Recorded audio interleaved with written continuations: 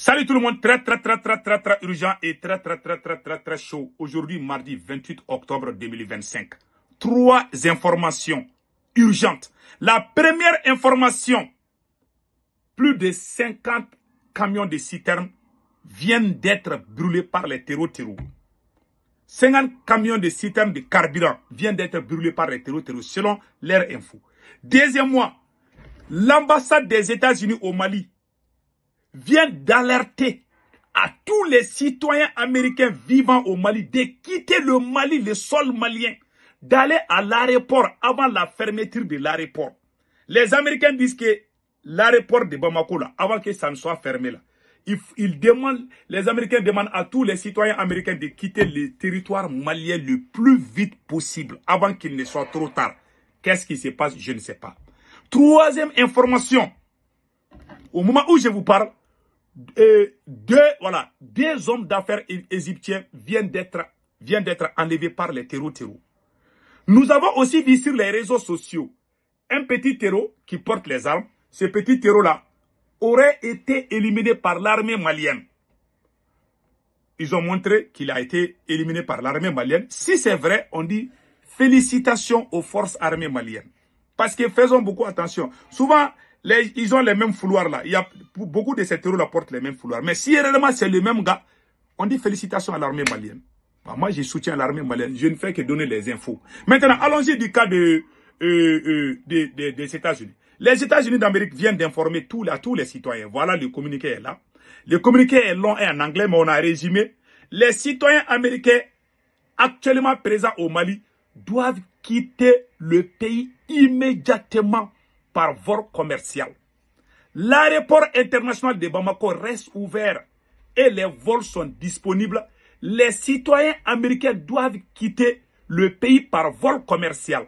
Les routes vers les pays voisins étant dangereuses en raison d'attaques terreau, les citoyens américains qui choisissent de ne pas quitter le Mali doivent préparer à un plan d'urgence, y compris la nécessité de rester confinés pendant une période prolongée.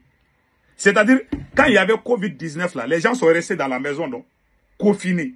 Les Américains disent que c'est ce que, si tu es citoyen américain, tu restes au Mali, là, tu vas fermer ta porte et tu vas rester dans ta chambre pendant plusieurs jours.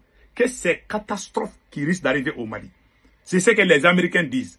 Ils s'adressent aux citoyens américains. Ils ne s'adressent pas aux citoyens maliens. Il y en a qui vont sortir dire, pourquoi les Américains disent ça? Ils font ça même aux États-Unis ici. Même nous qui sommes à New York souvent, ils nous disent souvent de ne pas... Si avec les vents là, comment on appelle là, quand il y a les pluies potentielles là, souvent les Américains donnent des alertes. Il ne faut pas conduire. Si vous faites exprès de conduire, moi j'ai fait exprès. Les Américains m'ont envoyé un message dit, pardon, il ne faut pas conduire aujourd'hui. Moi, je suis sorti avec ma voiture, aller me balader là. Je vais vous dire là, l'eau a pris ma voiture. J'étais dans la voiture, on dirait que j'étais dans un bateau. Là, l'eau m'a balayé là. Toutes les incantations que mon grand-père m'a donné là, j'ai fait les doigts là. Je me voyais dans l'eau comme ça. Ça s'est fait en 2022. Donc, il y avait l'alerte. Donc, quand ils voient les dangers venir, ils donnent l'alerte. Il n'est pas dit que les Américains sont des dieux, ils ne sont pas dieux. Peut-être qu'ils disent ça, ça peut ne pas arriver. Souvent, ils disent ça aussi. Mais ils préfèrent toujours avertir pour que les gens ne soient pas dans les dangers. Parce qu'ils aiment leurs citoyens. Même à New York, ils font ça aussi. Moi, je suis têtu souvent.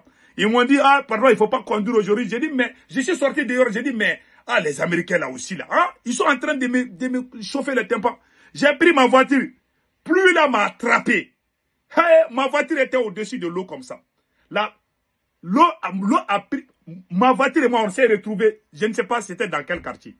J'ai crié dans la voiture. J'ai dit, je vais mourir comme ça aujourd'hui. Ça s'est passé, je pense, en 2022 ou 2023. C'est passé comme ça. Donc, si les Américains donnent des... Je vous donne des exemples, nous qui sommes aux États-Unis. Donc, voilà des choses comme ça. Voilà. Donc, c'est pas quelque chose qu'il faut penser. Moi, je ne défends pas les États-Unis. Il y en a qui vont dire, lui là, il est aux États-Unis, il défend les Américains. Je dis la vérité. Ce que je dis là, est-ce que c'est vrai ou c'est faux? Il y a beaucoup d'Africains, il y a des Burkinabés qui sont aux États-Unis, il y a des Maliens, ils peuvent témoigner. Les Américains sont comme ça.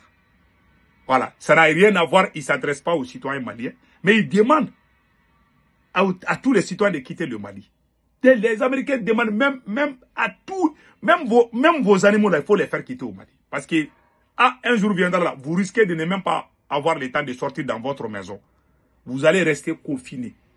Ça veut dire que les Américains voient, ils disent que c'est à cause des attaques terror. Hein. Les Américains disent que ça va devenir pire encore. Le service de renseignement le plus puissant du monde, c'est le service de renseignement américain. C'est la vérité. Donc, ils ont dit ça. Ils s'adressent. Et n'oubliez pas, hein, Assimi Goïta travaille avec les Américains. Façon dont Assimi s'est caché pour travailler avec la DGSI française. Là. Assimi Goïta, aujourd'hui, ce sont les Américains même qui ont dit ça. Ils ont posté. Ils disent qu'ils travaillent avec Assimi Goïta. Assimi n'a pas de problème avec les Américains. C'est leur gars qui est au pouvoir au Mali. Assimi Goïta est un gars de l'Amérique. Donc, il va crier ici là. Ce gars-là Assimi Goïta est un impérialiste. Je vous dis ça aujourd'hui. Vous n'allez pas croire. Mais le jour qu'il va quitter, vous allez croire. Donc, voilà les faits. Voilà. Donc maintenant, qu'est-ce qui se passe? Il demande à tout le monde de quitter. La deuxième information qu'on a aujourd'hui, 2 hommes d'affaires égyptiens ont été enlevés par les terroristes. Ouais.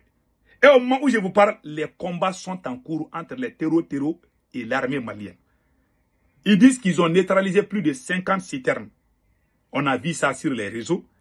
Ils sont en train de faire des combats. Il y a les vocaux qui sont sortis. Je pense que je dois avoir un vocal ici.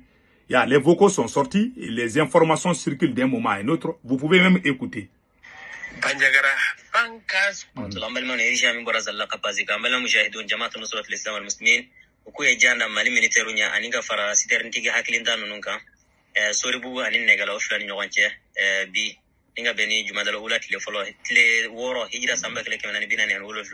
Le 28 octobre 2025, Wallahu Akbar wa lillah.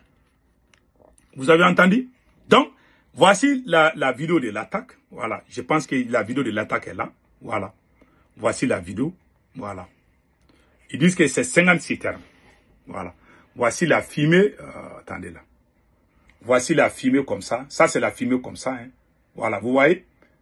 Voilà. J'ai coupé le volume quoi, pour que vous puissiez voir. Ils sont en plein combat. Et ces gens-là, voilà. Ces gens-là sont en train de filmer comme ça. Hein. Ils ont tout filmé. Bon, je ne vais pas montrer. Ils ont attrapé un pick-up de l'armée malienne. Je ne vais pas montrer ça. Voilà. Je ne vais pas montrer ça. Ça, c'est un peu... Voilà. Donc, voilà des nouvelles qu'on a eues aujourd'hui. Donc, tout le monde a compris. Et c'est que moi, j'ai dit, restons vigilants. Les infos, là, on donne des infos. Ne veut pas dire qu'on est contre notre pays. Moi, j'aime le Mali. Mais je donne les infos. Donc, Pérou ne préoccupe ça. Donc, rien n'est confirmé. Mais pour l'ambassade des États-Unis, ça c'est confirmé. Donc, c'était les nouvelles d'aujourd'hui. Passez un excellent week-end. Ciao, ciao.